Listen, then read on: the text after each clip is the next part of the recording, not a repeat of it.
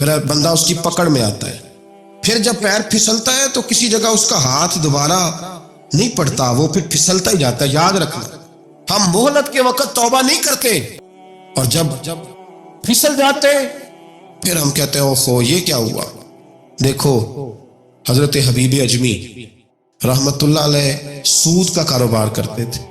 اب تو لوگوں نے نام بدل دیا ہے نا، سود کا نام لوگوں نے پرافٹ رکھا ہے، اور بڑے بڑے حسین لوگ ہیں اور نئے نئے ہمارے ترجمے ہیں. اور میں وہ پیسے غریبوں کو دے دیتا ہوں.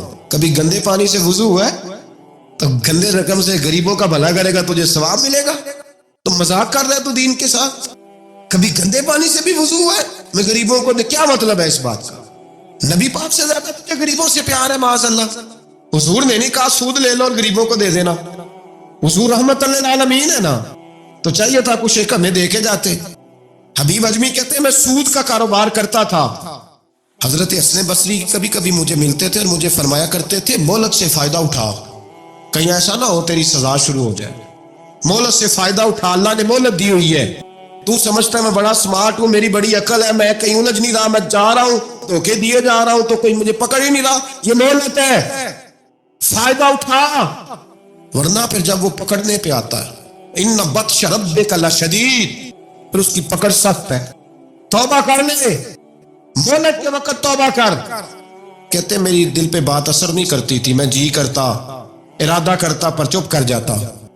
میرے پاس بڑی رقم تھی لوگوں کو دے رکھی تھی سود پہ، میں وہ پیسے لاتا اور اسی سے میرا سارا کام چلتا. میں نے تجزیے پڑھے ہیں، مجھے یقین نہیں آتا، ویسے میں نے تجزیے پڑھے ہیں کہ لوگوں نے اربوں روپیہ بینکوں میں رکھا ہوا ہے. مجھے نہیں پتا، لیکن میں جو اخباروں میں پڑھ اربوں روپیہ ہے، اور لوگ سود کا کاروبار کرتے ہیں اور کمائی کھاتے ہیں سود کی. معاذ اللہ، استغفر اللہ. فرماتے میں نے کہا مولوی پیر صوفی بتاتے ہی رہتے ہیں، میرے پہ اثر نہیں ہوتا تھا. فرماتے ایک دن نا ایک بندے کی گوشت کی دکان تھی، اس سے میں نے سود لینا تھا. میں اس کی دکان پہ گیا، پیسے رکھ. اس نے کہا یار مہلت دے. نہیں ہے. کہا ادھر پیسے رکھ. یار نہیں تیری مہربانی. کہا چل پھر اتنے کلو گوشت اتار، لیکن پیسے پھر بھی باقی ہیں سود والے. کہتے وہ گوشت میں اتار کے لایا. میری بیوی بھی مجھے روز سمجھاتی تھی کہ باز آ جا. کہتے میں گوشت گھر لایا. حضرت حبیب اجمی کہتے میری بیوی نے پکانے کے لیے ہنڈیا چولہے پہ چڑھائی، اور ابھی اس نے مسالہ ڈال کے اس کے اندر چمچہ گھمایا ہی تھا کہ وہ سارا خون بن گیا. میری بیوی چلائی، کہنے لگی جلدی آ، تو بھی برتن لا، بچے بھی بلا، میں بھی بیٹھتی ہوں. یہ خون بن گیا جو تو غریبوں کا نچوڑ کے لایا تھا، اب خون پیئیں گے سارے، آ جا.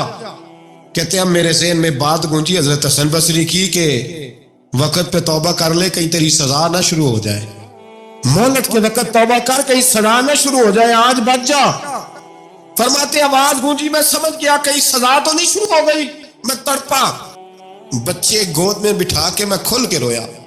میں نے اپنی بیوی سے کہا آج کے بعد نہیں کرتا. کہنے لگی جا پھر. توبہ پہ قائم وہی رہتا ہے جو کسی ولی کے لڑ لگ جاتا ہے.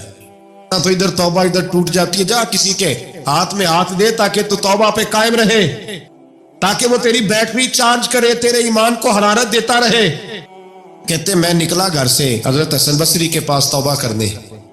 ابھی میں رستے میں تھا تو چھوٹے چھوٹے بچے کھیل رہے تھے. فرماتے ہیں بچے کھیل رہے تھے، ایک بچہ پکارا، کہنے لگا پیچھے ہٹ جاؤ، پیچھے ہٹو، بہت بڑا سود خور ہے یہ، ایسا نہ ہو اس کا سایہ ہم پہ پڑے تو ہم بھی نحوست والے ہو جائیں، پیچھے ہٹ جاؤ. کہتے ہیں ایک اور چوٹ لگی. میں نے کہا یا اللہ تیری ننھی مخلوق بھی مجھ سے نفرت کرتی ہے، یہ بھی. فرماتے حضرت حسن بصری کے پاس گیا تو قدموں پہ سر رکھ کے میں بڑا رویا. میں نے کہا میرے لیے دعا کر، عرش کا مالک مجھ سے راضی ہو جائے. سنا ہے جب آپ دعا کرتے ہیں تو بڑی جلدی سنتا ہے. پتہ سارا ہے سردار نو کیتیاں دا، پردہ چپایا ہی پلا اسی. دعا کر وہ مجھ سے راضی ہو جائے. اب تو میرے بچوں کی ہنڈیا میں خون آنے لگا ہے، مہربانی کر. کہتے ہیں حضرت حسن بصری نے کہا تجھے مبارک ہو، میں دیکھ رہا ہوں تیری توبہ سچی ہے تو اللہ بھی تجھ سے راضی ہو جائے گا. میں دیکھ رہا ہوں تیرے اندر احساس، تیرے لفظ بتاتے ہیں تو کھری تو جا، اللہ بڑا مہربان ہے. کہتے تسلی دی، پیار کیا، کھری توبہ کی، بیعت ہوا. واپس آیا تو بچے وہیں کھیل رہے تھے، ابھی کھیل رہے تھے. فرماتے میں ڈرتے ڈرتے ان کے پاس سے گزرا تو ایک بچہ پکارا، کہنے لگا پیچھے ہٹ جاؤ، پیچھے. اللہ کا ولی حبیب اجمی آ رہا، اللہ کا ولی حبیب آ رہا ہے، کہیں ایسا نہ ہو ہمارے پیروں سے کوئی مٹی اڑے اور ولی کے کپڑوں پہ پڑ جائے اور ہم اللہ کے ولی کے بے ادب ہو جائیں. پیچھے ہٹو، رستہ دے دو. فرماتے میں اللہ اکبر کہا. میں نے کہا مالک تیرے قربان جاؤں، ابھی میں نے توبہ کی اور ابھی تو نے اپنی مخلوق کے دل میری طرف موڑ دیے. ابھی بھائی توبہ کھری سچی مہلت کے وقت توبہ کرو. پھر جب وہ والا وقت آتا ہے نا، جب سزا شروع ہو جاتی ہے، پھر مشکل ہو جاتا ہے. میرے رسول پاک علیہ السلام نے فرمایا سکھوں میں دعائیں مانگا کرو، رب دکھوں میں جلدی قبول کرے گا. سکھوں میں مانگ لو، دکھوں میں جلدی قبول ہوں گی. تم صرف دکھوں میں مانگتے ہو، پھر حکمت الہی کے تحت دیر ہوتی ہے. بھائی پہلی ولی کی صفت یہ ہے کہ وہ توبہ کرنے والے ہوتے. ولی کی پہلی صفت کیا ہے؟ اقبال نے کہا تھا، اس نے کہا مرید سادہ تو رو رو کے ہو گیا تائب، کاش اس پیر مغاں کو بھی مل جاتی توبہ کی توفیق. اس نے کہا اللہ کرے پیر بھی توبہ کر لے، مرید تو بڑا رو گیا بیچارہ. اللہ کرے یہ بھی توبہ کرے، یہ بھی باز آئے. توبہ انسان کو نوازتی ہے ہر وقت، ہر جملے سے، ہر بات سے. اور ایسی غلطیاں جن کا ہمیں پتہ ہے ان سے تو کرنی ہے، جن کا نہیں بھی پتہ ان سے بھی. اب کیا کریں؟ التائبون العابدون، اب اللہ کی عبادت کریں. ولیوں کی دوسری صفت کیا ہے؟ وہ اللہ کی. ہمارے زمانے میں نفلوں کا رواج ہی ختم ہو گیا ہے. عصر کی پہلی چار سنتے ہیں، عشاء کی کتنے فیصد لوگ پڑھتے ہیں؟ ہمارے بزرگوں کا طریقہ تھا، گھروں میں حجرے مخصوص ہوتے تھے. نبی پاک صلی اللہ علیہ وسلم نے فرمایا گھر کو قبرستان نہ بناؤ، کچھ نوافل گھروں میں بھی پڑھا کرو. وہ اذانوں سے پہلے وضو کر کے بیٹھے ہوتے تھے، مصلے آباد ہوتے تھے، اور بہت سارے بزرگوں کی قبریں اس جگہ پہ بنی جہاں وہ عبادت کرتے تھے. نفلوں سے دور ہیں ہم. نفلوں سے، نفل سے کیا ملتا ہے؟ نفل پڑھنے سے رب رحمان ملتا ہے، اللہ ملتا ہے نفل پڑھنے والے. بخاری مسلم میں موجود ہے میرے نبی پاک صلی اللہ. لیکن شرط یہ ہے کہ نفل اللہ کی رضا کے لیے پڑھے. وہ ساری دنیا کو سویرے بتائے نا کہ جدو میں سویرے 3 بجے اٹھیا نا تو ادو میں کیا تھے کتے بھونک رہے سن. یہ تو نے خبر دی ہے کہ میں صبح 3 بجے نہ. یہ کس کے ساتھ راز ہے؟ بولیے. بڑی زبردستی بعض بندے بلکہ بندہ ڈھونڈ رہے ہوتے ہیں، کوئی بندہ ملے تو اسے بتائے.